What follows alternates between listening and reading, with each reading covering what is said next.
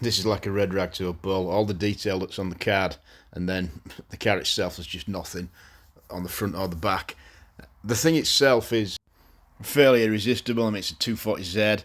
It's got weird iridescent paint when you look closely at it. I mean, you can't. I'm not entirely sure whether you can see that when it's just kind of on the stand, but you can definitely see it once it's out. It's just any light catches it all. And it's got a kind of cherry blossom design to it too, and it seemed to appear on the shelves just at the same time that the real cherry blossoms were disappearing. So it's pretty hard to resist, and it's not just that, but the fact that they've left me a completely blank canvas in terms of the front and back end. So I just thought it'd be a good thing to get, just to see how close I could actually get it to the artwork on the card. It'd be a nice little project, no drilling or painting involved. So I've started with the front bumper, just flailing the paint off using a scalpel blade just to reveal the bare metal underneath. The bare metal can then be polished up. Once you've got all the bare metal revealed using the scalpel blade, you can then just build upon that using sanding material, sanding pads, sanding paper. It doesn't really matter. Start with around about 1,000 grit, just very carefully along the edge of the 1,000 grit, just to sand that bare metal down just a little bit more, and then just go down through the sanding pads like we do on the other videos. So again, I would have ended up on around 8,000-9,000 grit just to really polish it up and make it look like actual chrome. I mean, it almost is chrome. That's about as close as you can get to an actual chrome bumper being on there, and it is a lot neater and tidier than one that you've tried to paint on there using some kind of pen or liquid chrome, or even like I've even seen some people get good results with a paintbrush. But if you're not that experienced at this, that's a much better way of getting a really neat result, is just by sanding your way through the paint to reveal the chrome bumper underneath.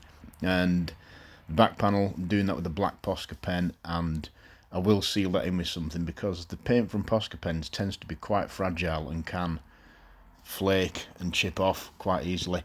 So this is kind of a preliminary stage, and I will seal it in with something transparent later. So I'm attacking the back bumper now. I mean, it's easy enough doing it like this. You've just got to do it like you mean to do it. Don't approach it with the scalpel blade thinking that you and the paint from the back bumper are going to be able to discuss things like grown adults and reach some sort of compromise. You can't. You need that paint to be gone. So just attack it with careful, deft, measured, but confident strokes with the scalpel blade. And then after that, just take the softly approach with the sanding pads. So it's almost like that's the scalpel blade is the hammer, gets that paint cracked open and off. And then the sanding pads or sandpaper or sandcloth or whatever you want to use, that's for finessing afterwards. Finessing and expanding out so that you gradually expand out how you're rubbing it so that you get the whole of the bumper exposed. So the lights, to be quite honest, I think Hot Wheels have conspired against me with the light. I mean, this is just the grille. There's two grills on this. There's the upper grill and the lower grill beneath the bumper. So again, it's a preliminary thing with the black Posca pen. You can't.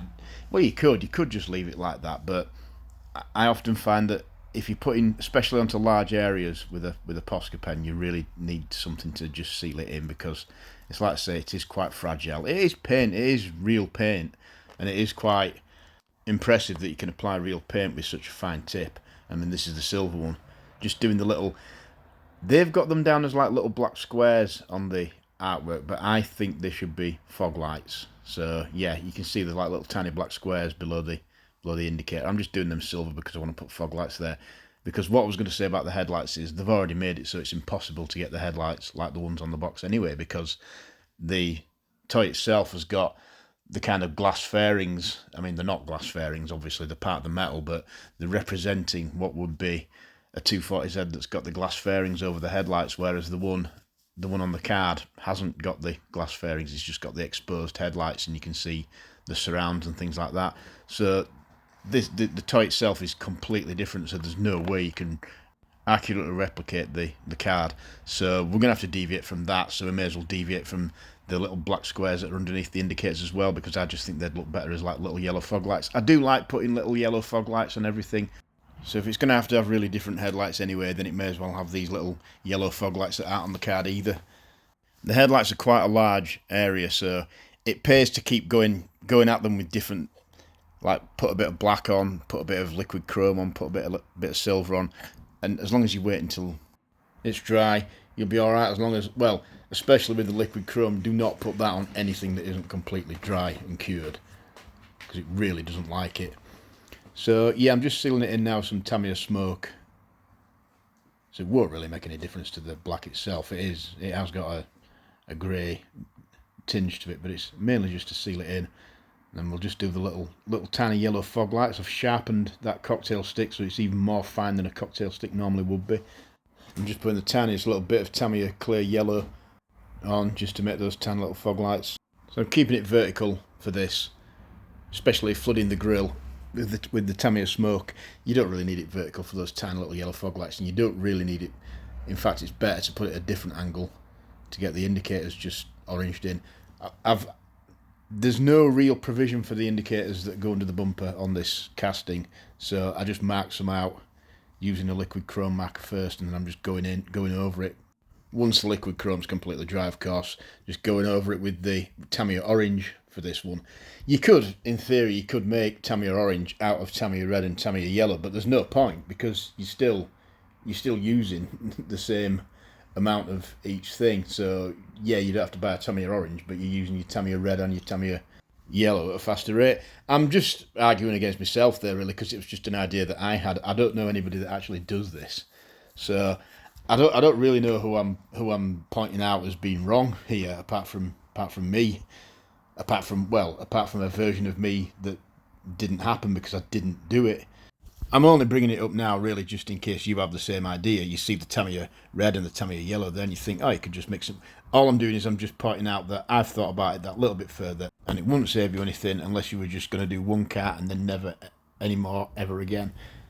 So we're just doing the rear lights now.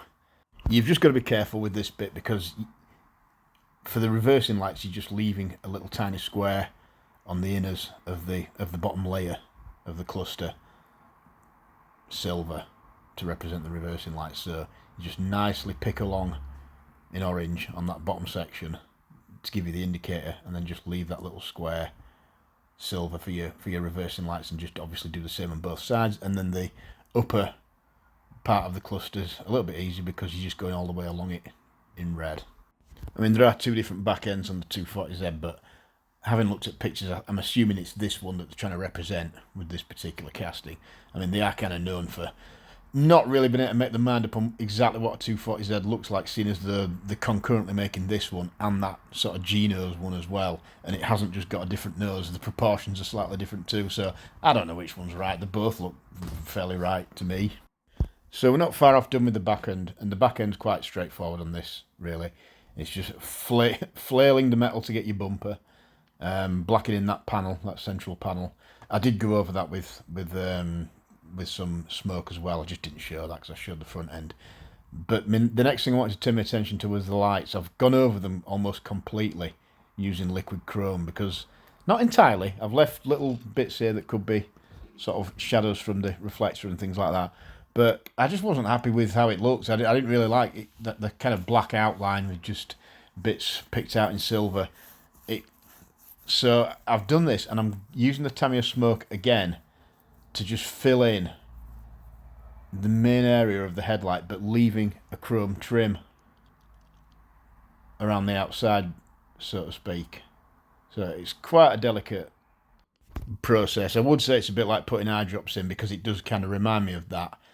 But I doubt somebody who uses eye drops would be pressing on the cornea with the cocktail stick, so it's probably not like that, but it's certainly a delicate process because you don't really want the cocktail stick to, you want to use it to sort of manage the stuff on there, but you don't really want it to make any contact with the liquid chrome underneath, or it'll disturb it and make it considerably less chrome-like, so it won't give you what you can see through the transparent smoke tint.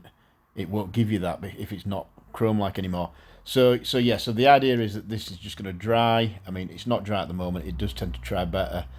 So let's see how it compares with the original blank canvas that I had right at the start. Have I indeed managed to make it look like it does on the card? I mean, no, because the headlights are completely different. And I haven't made little tiny mirrors for it either. so it's not going to look like it does on the card. But I think it's about as close as it could be without doing major surgery on the thing. And the whole idea of this is just supposed to be a nice, easy one that you can just do in an hour while ignoring something on Netflix that somebody's been telling you to watch, but just sort of paying attention to just a couple of little bits so you can say you have watched it. So I think that just about wraps it up. Thanks for watching.